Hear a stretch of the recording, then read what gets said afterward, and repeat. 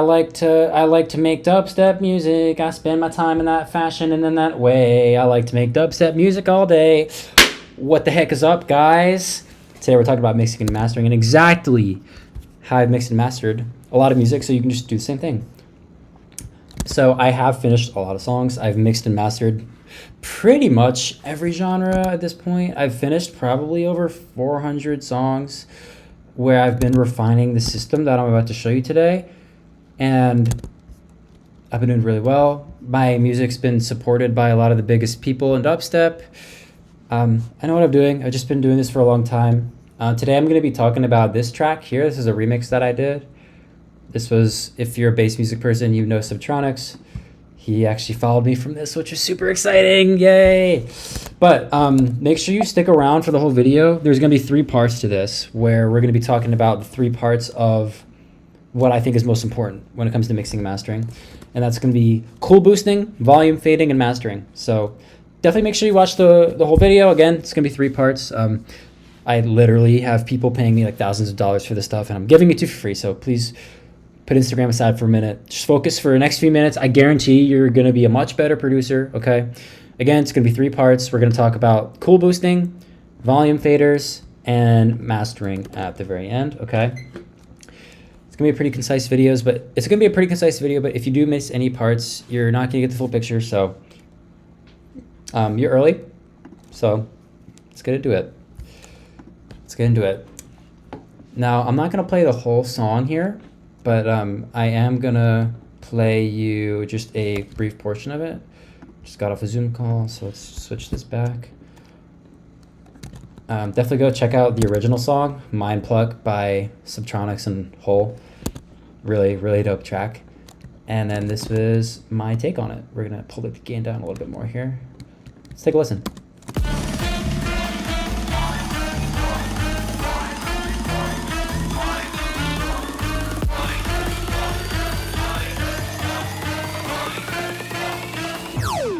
Mind Pluck.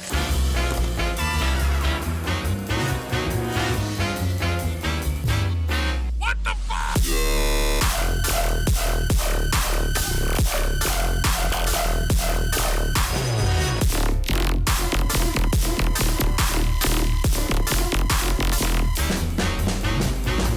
Mind Pluck.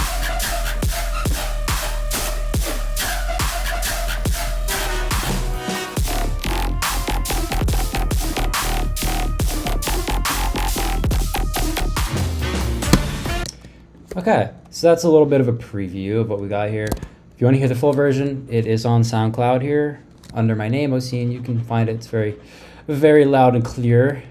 Very fun. So, in the effortless electronic music finishing system, if you've been watching my videos, you know that there's 4 parts to this. We're going to do composition, production, mixing, and mastering. Mixing and mastering is when we have already written the song. In this case, it is a remix, but I've already written the remix. And I've structured that, and then I've given that sounds. I have produced the song. And now I'm at the point in the process, give me a second to pull this up, where I have finished the production.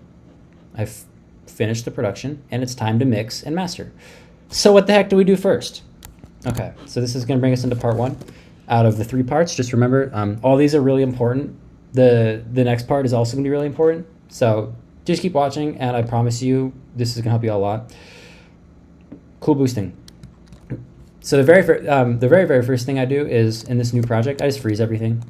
I actually forgot to freeze this, but technically I should have frozen that like this.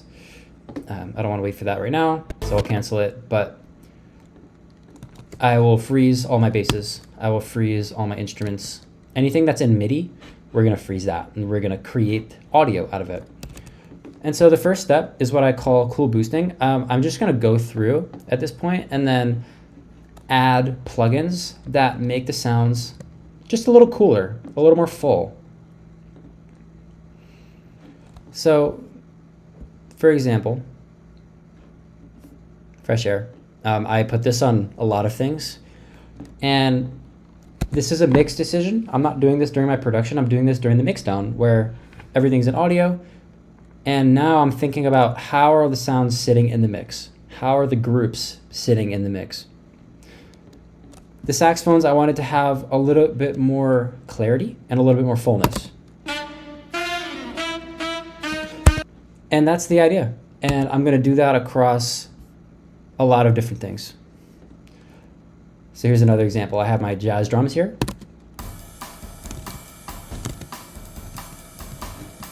I got this one. Same thing. I'm just adding a little fresh air in order to boost it, to make it a little more full. And this might seem kind of silly, or it might not seem very like a big deal, but when you do these types of decisions across your mix on different sounds during the mix down process, it's going to add a very real amount of fullness and professionalism to your track. And so I recommend you do it. You don't have to use these plugins in particular. Fresh Air is free. Spectre is not free. This is one that I really like. Let's talk about Spectre for a minute. So I have this Guiro here. As you can see, I'm boosting the Guiro pretty significantly with Spectre. Spectre is cool because it's actually going to add harmonics. It's going to add more frequency content to our sound, as opposed to simply boosting our sound with volume like an EQ would do. Because Spectre is actually a saturator, and so it's going to add harmonics, and it's going to make the sound more full. So I love to use Spectre during this mix down phase on a lot of things. And that's pretty much it. You can see on the bones, I have put some true iron. This is another plugin I really like. It's essentially like a tape saturator in terms of the fact that we have analog devices from the past that added cool sound to signals that went through them. And so this is actually a transformer emulation. Transformer was just an old analog device that used to add a cool sound. Two things. I don't actually know what it did, but it had a cool sound to it. And so that's what this is doing. And this adds a lot of fullness to the trombones, and it makes them sit in the mix in a very subtle but very real, more professional way, because it's more full. There's more richness. There's more character. There's more frequency information because of this plugin. And so this is really the first part of the mixing, is these cool boosts where I'm going through and I'm not doing it on everything, as you see. I'm not necessarily searching for things to do at this point, but I just go to sounds that I decide I would like to, and then add something just to make them a little bit better. So as you can see, I have this crazy bass here. Added a little Spectre to just boost the low end up a little bit more. Yep. That one's actually muted. And that's pretty much it. Same thing with the drums here. Multiband compression is also something that I will do in my drums during the mixdown, just to bring them all together a little bit more. This is, if you have Ableton, a stock preset in Ableton called multiband compression. Super useful. I use it all the time. And again, yep, some true iron here. And you can actually see too, you might have noticed that I'm actually changing the strength of that throughout the mixdown. So at the beginning, this doesn't really matter that much, but I have a kick drum here in the intro, and it's just going to be a little quieter because of the strength being down. Now, this is really important, and it is a big part of mixdown because it's really useful and it's really important to make sure your sounds are full. And this is one of my favorite parts because it can be creative in a way. It's like, oh, okay, I'm gonna boost the pianos a little bit, and I'm gonna add Spectre. I'm gonna add some of the information in the highs to make the bones sit a little bit bigger, some compression to make the bones sit fatter too. Here's another thing I'll do, and then we're gonna be getting into part 2 really soon here, so stick around. I'll do this Pultec EQ just on the default settings. And I find that it can round out the low end of a sound kind of nicely.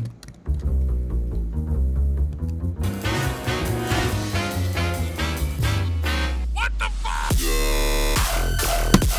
Okay, part 2 is volume faders. This is simply managing the volume of your mix and every sound in it so that we achieve the optimal balance, so that we achieve a good balance throughout our track. We want to just make sure that everything is sounding good relative to what I call the anchors of our mix. So the kick drum here, especially in EDM, is going to be right up at 0.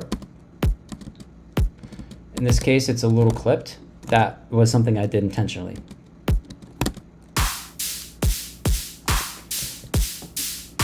And so from here, it's all about, well, okay, how are the volume levels of my tops?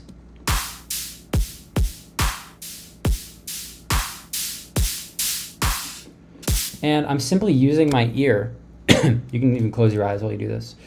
I'm simply using my ear to level these relative to the kick, because the kick is going to stay the same. We need that to be the same.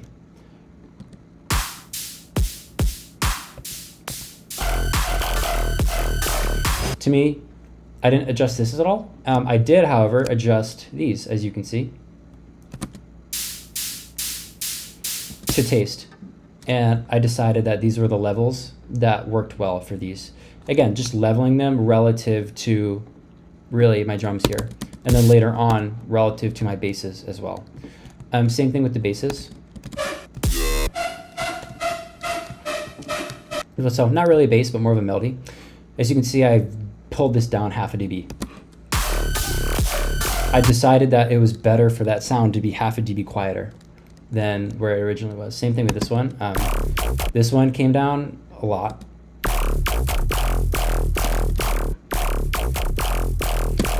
It's also clipping a lot. We're going to talk about that in part 3 very briefly. Don't want to go too in depth on clipping in this video, but I will talk about it a bit because these sounds are very much clipping. Very, very much clipping. And yeah, that sound didn't come down at all.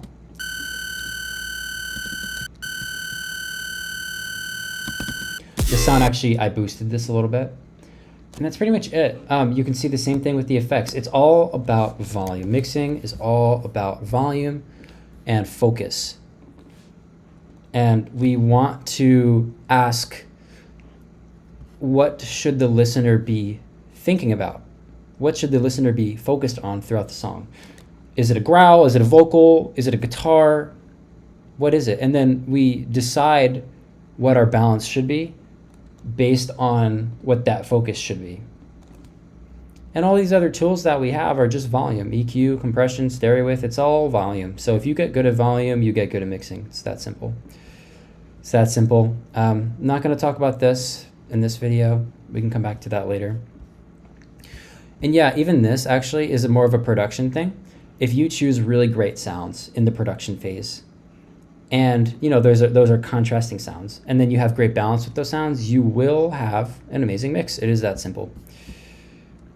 But we're not choosing sounds in the mixing phase, we are just balancing them. And this is only going to be as good as this, which is only going to be as good as this, and it carries down. So we want to do as much as we can before mixing to achieve quality. But yeah, let's keep going with volume faders, although that's pretty much it. I did take the piano down a bit. I will do some mixing during the production phase. However, mixing is only mixing, if that makes sense. So the production phase, I will do some mixing, but I don't do any production in the mixing phase. And now this is the dedicated mix down period.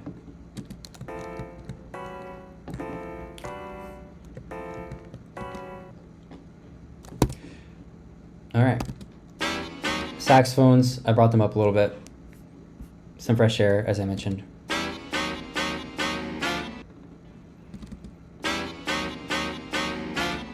There's a few more things that I'm not mentioning, but I want to keep this pretty simple. And yeah, that's volume faders, and it's just important that we have that relationship at a good balance throughout the entire song. And if you can get that right, your mix is going to go really hard. It's going to be super cool. Yep, and that is pretty much it. Now, let's get into mastering. Let me show you, in part 3 here, what we are going to sound like without the master chain. So I'm gonna just disable the master chain for a second. And we'll just go listen to that same drop again.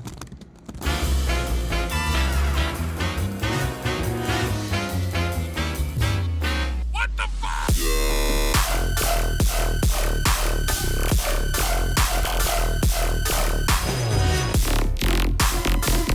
I'm turning it on now.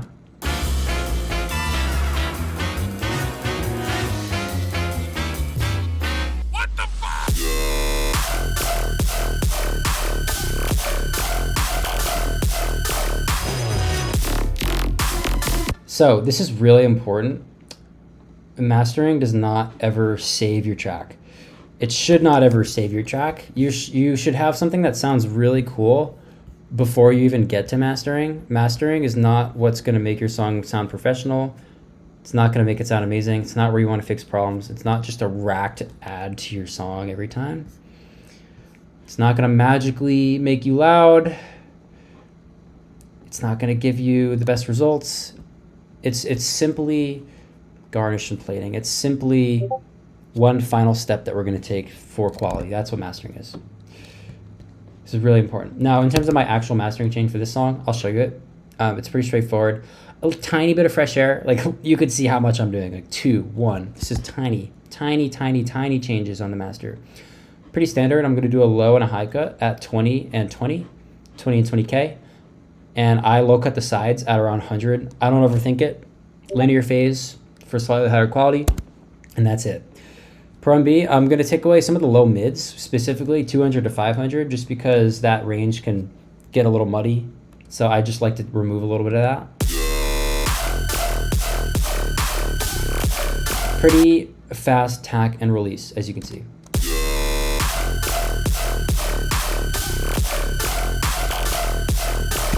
Yep, and next, during mastering, I have the slightest boost here on this EQ, around 2000 hertz. As you can see, the scale is down at 17%. So you can kind of see this is actually where I'm boosting, but it was at 17. So not even hearable, but the goal here is just to add a little bit more body to the song. Remember, mastering is just a series of really small moves that we want to make to get slightly higher quality.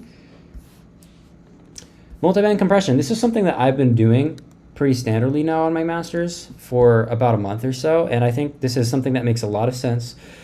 It's going to subtly bring your mix together in a very nice way if you have good settings. Ableton people, reach for this. Pump the output a little bit. Pump the time a little bit. Amount 10 to 20. Don't overdo it.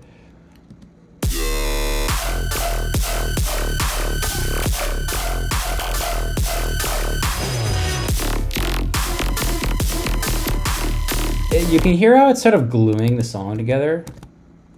And so I just like to put a little bit of that on. Yep. And that's the second to last step. Now, I do have this final thing that I'm doing. You're probably like, what the heck is this? Well, I hard clip my songs on the master. Typically, I don't limit. For bass music, you're going to want to do hard clipping, generally speaking. There's exceptions, but hard clipping is generally going to sound cleaner and louder and more transparent. I'm not kidding. If you make bass music, you probably know that. If not, now you do. Usually, when signal is going above 0, it's typically not going to be low-end information as often as it is going to be high-end information. And so something that I've been doing is lowering the low end, clipping that signal, and then reboosting that low end to bring it back, and then clipping that new signal. And what's really cool about this is that the low end isn't really going above 0 that much anyway. And so the stuff that is going above 0, we're just going to bring it down, and then we're going to clip. And so we're doing this 2-stage clipping as opposed to just clipping it all at once, as opposed to just slapping a limiter on your master. And it's cleaner. It's going to be cleaner. It's going to be slightly more professional, and it's going to maintain the integrity of your low end just a little bit better. And that's it. That's mastering. That is part 3. This is mixing and mastering. There's a few more details I didn't cover, but this is the most important stuff. Thank you for watching. If you're at all interested in learning more and you want to like get good at music production, let me know soon. I do teach people full time. You get a chat with me like this. You get unlimited feedback on all your music for half a year straight. Spots are going quickly. I don't have that many left. It's very one-on-one focused, and I am quickly running out of space. So let me know if you're interested. If not, it's also totally fine. I have plenty of videos that I'm going to be making here. So thanks for watching. This is mixing and mastering. Let me know if this was helpful, if you like the structure of this. If you found anything confusing, please drop a comment. I'd love to hear from you. Give me any video ideas if you want to hear more. And yeah, there is, as you can see, plenty that I talk about here, from music to overall music, overall music to mindset and emotions, to content and social media and how to make good content, to reality. So we could talk about all sorts of things. It's all with a musical focus at the end of the day, but it's all connected. I'm going to sign off here. Thanks for watching, and I know you're going to be successful no matter what.